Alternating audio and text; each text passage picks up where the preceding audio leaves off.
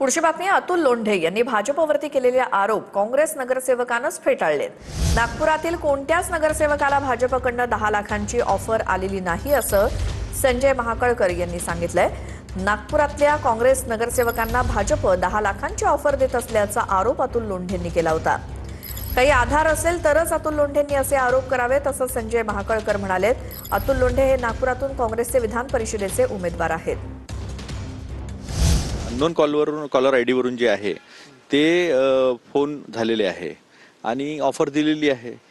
हे एकदम स्पष्ट आहे। किती लोकांना ऑफर दिली तुम्ही? दिली आता लोकांना ऑफर देणं सुरू झालेलं आहे त्यांचं आणि त्याच्यामुळे मी हे बोलतोय।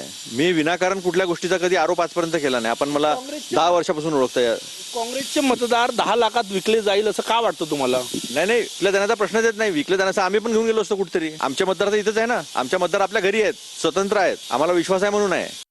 कोणी ऑफर देऊन ते नगरसेवक इकडे तिकडे डामाडोल होईल असं मला आमच्या जेवढे नगरसेवक आहे जवळपास 36 त्यातला असं कोणी कुठे जाणार नाही आणि त्यांना सर्वांना काँग्रेस पक्षावर एक विश्वास आहे।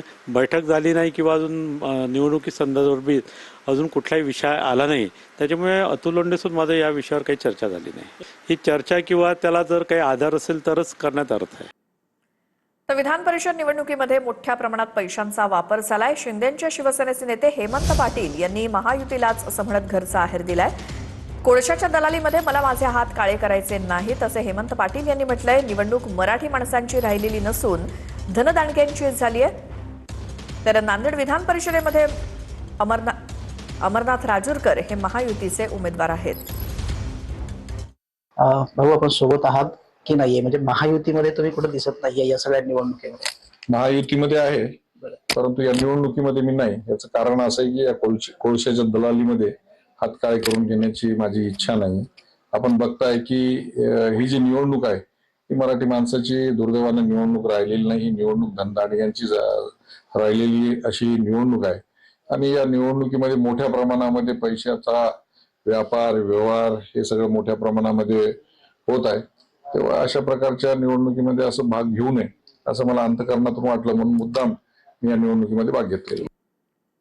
तर नाना पटोलेंचा धान घोटाळ्याच्या चौकशीसाठी आणखी एक लेटर बॉम्ब त्यांनी टाकलाय।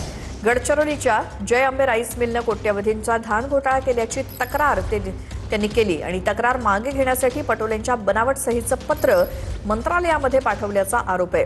तर धान घोटाळा चौकशीसाठी पटोलेंकडून आतापर्यंत मंत्रालयात 70 तक्रारी करण्यात आल्या आहेत।